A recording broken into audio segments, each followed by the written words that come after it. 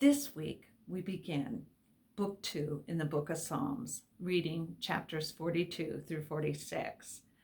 These Psalms include a prayer for rescue, a call to worship, a confession of sin, an encouragement to trust God, a psalm for those hurt by friends, a prayer for those who have been slandered, and a missionary psalm.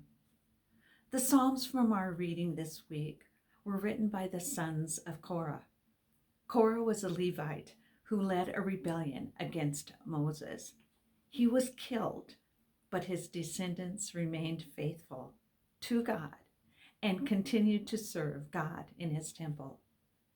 David appointed men from the clan of Korah to serve as choir leaders, and they continued to be temple musicians for hundreds of years, along with being authors. We begin in chapters 42 and 43 that begin with a refrain, quote, "Why are you downcast, O my soul?" Unquote. The depressed writer ties these two chapters together. God seemed far from him in his hour of need. He felt like a thirsty deer in the desert, searching for water. But the Lord is never far away. He is near even when we do not recognize him. What should you do when depression starts to control you? You need to hope in God. Look at the future, not the past. Stop feeding on your feelings and start feeding on God. He will guard you and guide you, no matter how miserable you may feel.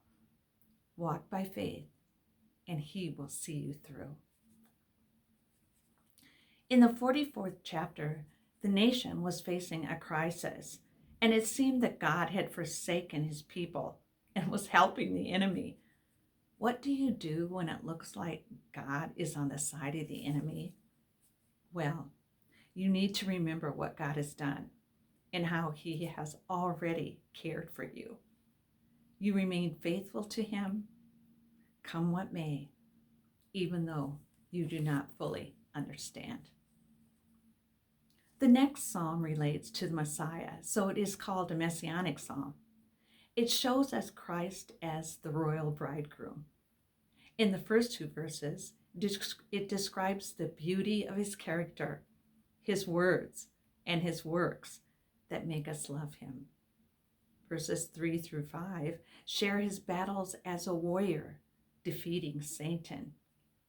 His bounties as king are shared in 6 through 9, and then the chapter closes with verses 10 through 17 describing the church, all those saved through faith in Christ as the bride. Our reading for the week ends with Psalm 46, which many believe was written in connection with the traumatic deliverance of Jerusalem from the Assyrians. This song was also the inspiration for Martin Luther's hymn, "A Mighty Fortress is Our God." There is also some wise counsel from this chapter that goes like this. When you are nervous and fidgety, wanting to interfere with God's plans for your life, remember his admonition taken from verse 10. Be still and know that I am God. 5 more wonderful Psalms. They give us strength.